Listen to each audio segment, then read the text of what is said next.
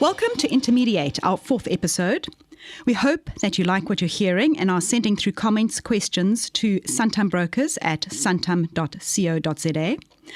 Once again, I'm joined by Andrew Coutts, Head of Intermediated Distribution at Santam, and I'm Maya Fisher-French, Personal Finance Editor at City Press and Maya on Money. And today, we're going to touch on the commercial lines market. Welcome, Andrew. Hello, Maya. It's nice to be here. Well, Andrew, I know it's nice to be here, but I'm going to put you in the hot seat, I'm afraid, because we're going to have to be honest about commercial lines. It's a lot of pressure on commercial lines in terms of insurability. It's an increasing sector that you're finding more and more difficult in terms of insurable assets or businesses. Can you maybe perhaps elaborate on why that's happening? Yeah, I mean, there's no doubt that we've seen a fundamental shift in risk on the ground, and it's impacting commercial businesses across the board. It's impacting brokers, and it's impacting insurers. And so it's tough.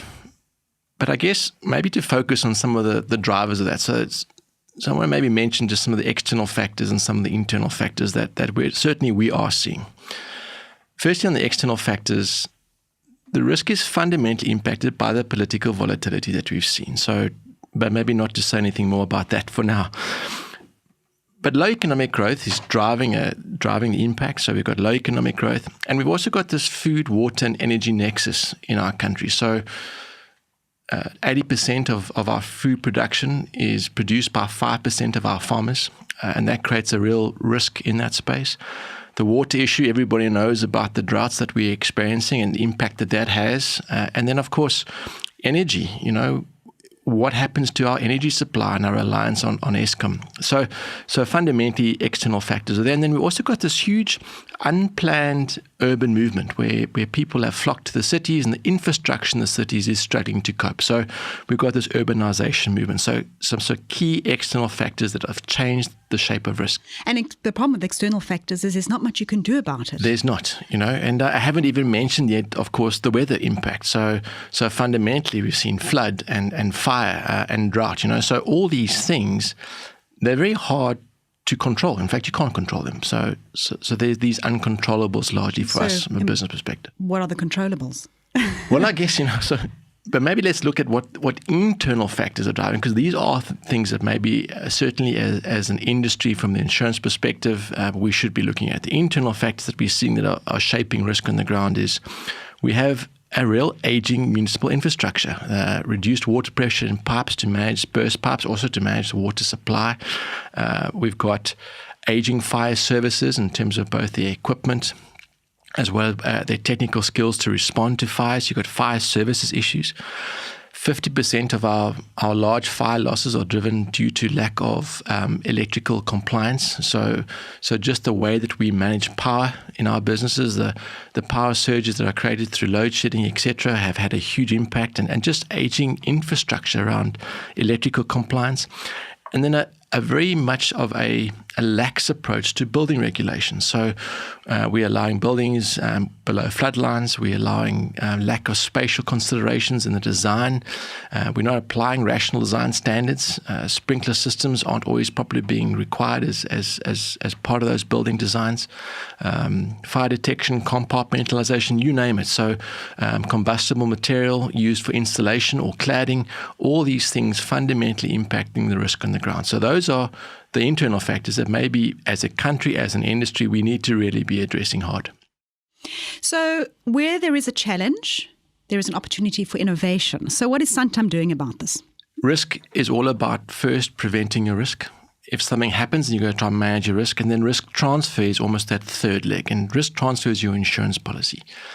So in an environment where risk increases fundamentally, you've got to try and move the discussion from the risk transfer conversation to the risk prevention and risk management conversation. That's where the business has to go to. Because let's be honest, the best claim is no claim. Absolutely. And people forget that even if you have a claim, even if you're well insured, it's a traumatic process. You're going to lose markets. It's not easy. So you're right. You have to stop the claim as the first option. And so we thought, well, how do we manage that process? On reflection, though, we survey 10% of our commercial client base every year. That means we're actively going on site 12 or 13,000 commercial risks every year. That's by segment, it's by geography, it's by industry type. And we've built up over the years a really, really good database of information around understanding and managing risk.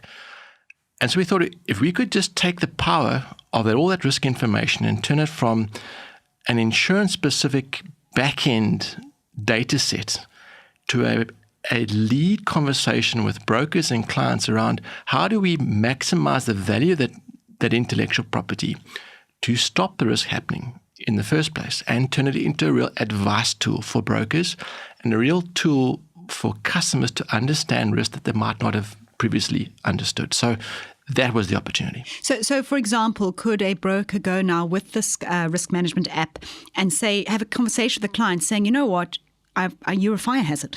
You need to do X, Y, and Z. And if you do that, your premium comes down by 20%. Is that kind of the power of it?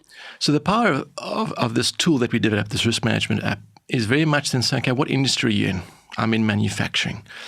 And then we go through a structured set of questions that lead the customer through an understanding of risk relative to all the other manufacturing industries in his sector.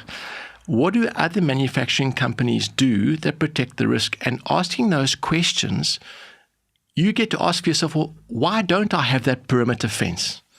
And I guess the power of the report is, well, if you need that perimeter fence, what kind would work best?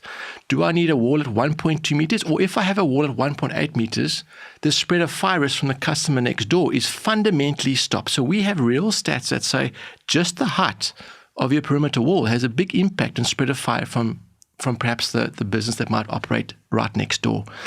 But until you go through this process saying, do I have a perimeter fence, just as an example, yes or no? How high is your perimeter fence? If it's this high, you can impact your risk, by like this. So we really take the power of the learning we got.